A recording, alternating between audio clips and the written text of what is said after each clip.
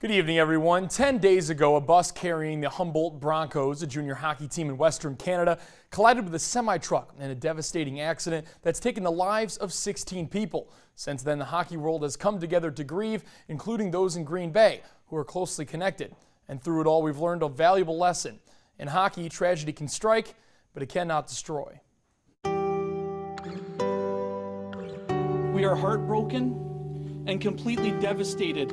Seth?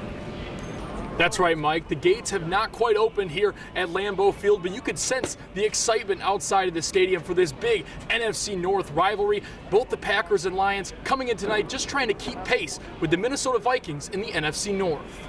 Now, Mike McCarthy sounds pretty confident in that press conference, but if history tells us anything, it's that this game is going to come down to the wire. The last 4 contests between the Lions and Packers have all come down to within a touchdown or less. We'll have more coming up from Lambeau Field on your news tonight. Mike? Welcome in the voice of the Huskies, Brent Peterson, into the pregame show. Peterson also played with the Huskies in the early to mid-90s. First off, Brent, I want to welcome you to the show. Good evening, everyone. The longtime voice of Michigan Tech hockey, Bob Olson, passed away Saturday at the age of 87. He called Huskies games for 32 seasons. Just over 25 years ago, TV6 sports analyst Dave Ellis did a profile of Olson during his 22nd year of radio play-by-play, talking about his job and the Tech coaches that he met, including John McInnes. Here's that story from Dave Ellis. Of Milwaukee for the 8th spot in the Eastern Conference playoffs, but Milwaukee does have to go to Golden State tonight, and the Warriors get 2 big additions back. Draymond Green and Kevin Durant expected to start tonight in that game, so I'm not saying that it's probable, but I'm saying there's a chance. Reporting from Little Caesars Arena, I'm Seth Wells, TV6 Sports. Game 3 of their second round series. Yeah, you're right, Mike, and Michigan Tech did it against the #1 seed in the WCHA playoffs, Minnesota State. Let's head out to Mankato to see how they got that done. In Game 3 in the second period, scoreless game, the Huskies on the attack. Brent Baltus' shot is saved, but Jake Jackson there for the rebound. Michigan Tech strikes first. It was 1-0. And with last night's victory, the Lions improve to 4-4, and the Packers fall to 4-4, both 2 games back of the Vikings in the NFC North. The Lions host the Browns next week, and the Packers have another rivalry game. They have to travel to Chicago to take on the Bears. I'm Seth Wells, TV6 Sports, Lambeau.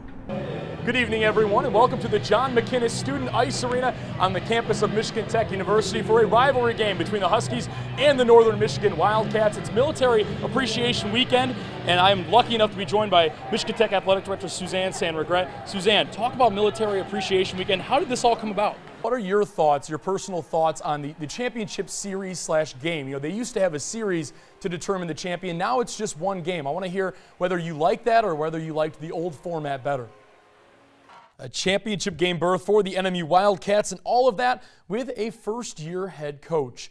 When Grant Patolny took the NMU job, expectations for his Wildcats weren't very high for the season. Now they find themselves on the biggest stage in the WCHA Championship against their arch rival. Dave Ellis is at the rink with Coach Patolny to hear his pregame comments. Dave?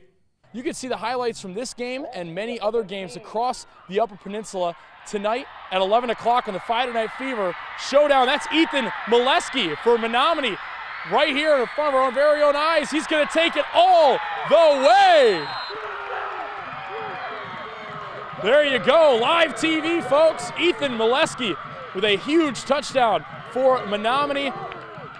Just like that, they retake the lead, 13-7 right now, point after pending. So we're gonna have to wrap this up, but you can see right there, this is an action-packed game here in Menominee between the Eskimos and the Maroons. Highlights from this one and many other games across the Upper Peninsula at 11 for the Friday Night Fever Showdown. All right, back to you, Luds.